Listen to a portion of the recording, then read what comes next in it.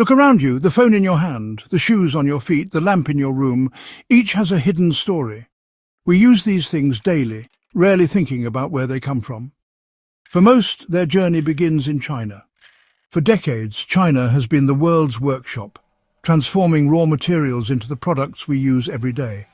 Imagine the plastic in your phone case or the fabric in your t-shirt, likely shaped, woven and assembled in Chinese factories. This global connection is everywhere, quietly shaping our modern lives. China's role is massive. It's the engine behind much of what we buy. But it wasn't always this way. The story of how this changed is one of ambition and transformation. Through bold decisions, China became the factory for the world, reshaping its destiny and ours. Consider the journey it took to reach you. This is the story of how one country became the central hub of global manufacturing. It's a story of people, machines, and a grand plan that changed the world. China's rise as a manufacturing powerhouse is woven into the fabric of our daily lives. Sir, for years, China was closed off, its economy tightly controlled by the government. Most people lived in poverty, and the country needed a new direction. Enter Deng Xiaoping, a leader with a bold vision. He believed China could prosper by opening up and learning from the world. Deng famously said, "It doesn't matter if a cat is black or white, as long as it catches mice." He launched the Reform and Opening Up, a radical shift toward a socialist market economy. The first changes began in the countryside, giving farmers more freedom and boosting food production. Success in agriculture gave leaders confidence to try bigger experiments in industry and trade. Inspired by Japan and South Korea, they wondered, could China become a manufacturing powerhouse too? The answer was yes, but on a scale never seen before. Opening up meant inviting foreign companies in and encouraging exports. This was the moment the door to the world began to open. Through that door, China would unleash its industrial might. The world would soon witness the rise of a new economic giant. Deng's vision set the stage for a transformation that would touch every corner of the globe. China's awakening was underway. The journey from poverty to prosperity had begun. The world was about to change, and it all started with a willingness to try something new. The stage was set for a massive transformation. China needed a way to test its new economic ideas without risking the whole country. The solution? Special Economic Zones, SEZs, created in 1980 along the southern coast. These zones, like the fishing village of Shenzhen, became laboratories for China's future. Inside CZs, foreign companies were welcomed with lower taxes and more freedom. The goal: attract money, technology and business know-how from abroad. The results were astonishing. Shenzhen exploded from a village into a modern metropolis. Factories sprang up, producing clothes, toys and electronics for the world. Workers from across China flocked to these zones for better jobs. SEZs became magnets for investment from Hong Kong, Taiwan and beyond. The success of these zones proved Deng's plan could work. More SEZs and open cities soon followed along the coast. Each became a powerful engine of growth, connecting China to the global economy. SEZs were windows to the world and doors for global business to enter China. They laid the foundation for China's rise as the world's workshop. The experiment worked beyond anyone's expectations. China's transformation was accelerating. The world was taking notice. SEZs became the blueprint for nationwide change. The future of global manufacturing was being built one zone at a time. The world's factory was taking shape, and it all started in these special zones. To become a manufacturing giant, China needed more than ideas, it needed the right ingredients. First, people. Hundreds of millions in the countryside, eager for new opportunities, became a vast labor force. Second, land. State ownership meant the government could quickly provide space for factories, roads and ports. This allowed for rapid development. Industrial parks could rise in months, not years. Third, planning. The government had a clear strategy to become the world's top manufacturer.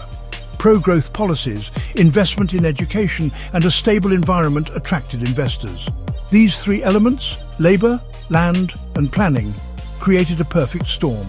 Low labor costs, fast expansion and government support set China apart. No other country could match this combination. The endless supply of workers kept costs down. Quick access to land fueled growth. The government's guiding hand kept everything on track. This was the engine behind China's rise. The foundation for the world's factory was set. China was ready to take on the world. The manufacturing miracle was underway. Factories and workers are just the start.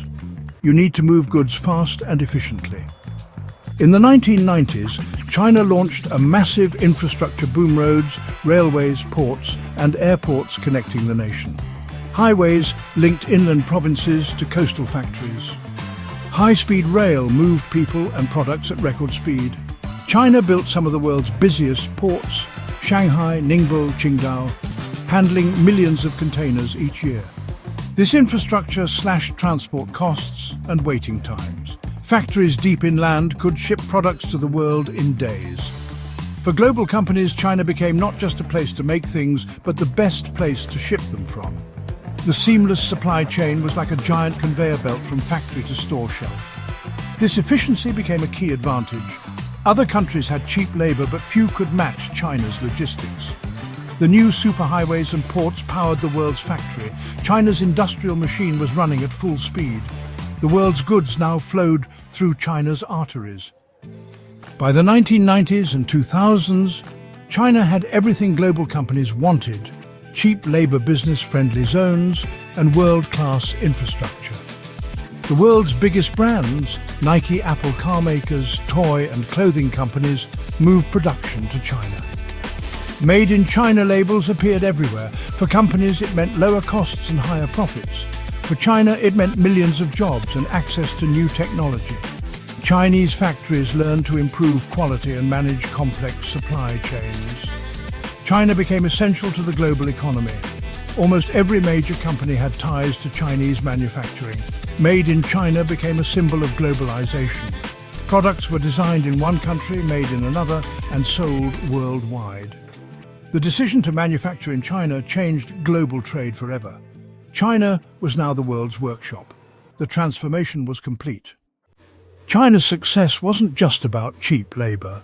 The government gave factories powerful advantages: subsidized electricity, cheap loans, and control over land.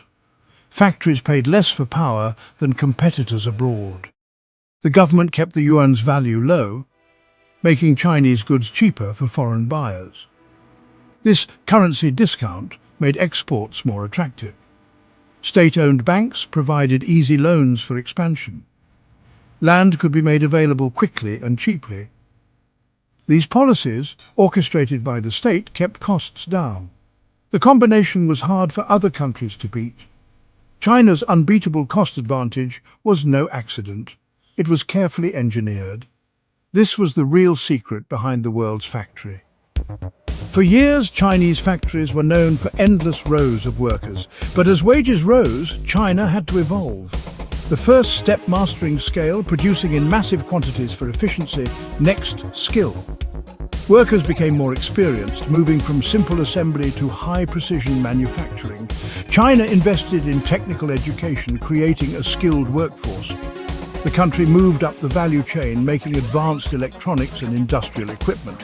Now the focus is on smart manufacturing, automation and robotics. Robots are replacing humans on assembly lines, working faster and more accurately. The Made in China 2025 inches plan aims to lead in high-tech industries. The world's factory is becoming smarter and more powerful. China is no longer just the cheapest, it's becoming the most advanced. The transformation continues. The future of manufacturing is being built in China. China's role as the world's factory has reshaped the global economy. Supply chains now stretch across continents, products designed in one country assembled in China and sold everywhere. This system lifted millions out of poverty and made goods affordable worldwide. But recent shocks like the COVID-19 pandemic exposed the risks of relying on one country. Companies are now diversifying, moving some production to places like Vietnam, India or Mexico. This China plus one strategy is gaining ground. Other countries are building their own manufacturing capabilities. But can anyone truly replace China? Not yet. No other nation matches China's scale, skill and infrastructure. While some simple manufacturing may move, China is shifting to high-tech production. It's becoming a leader in electric cars, batteries and green technology. The world's factory isn't disappearing, it's evolving. China's central role in global manufacturing is set to continue for years to come.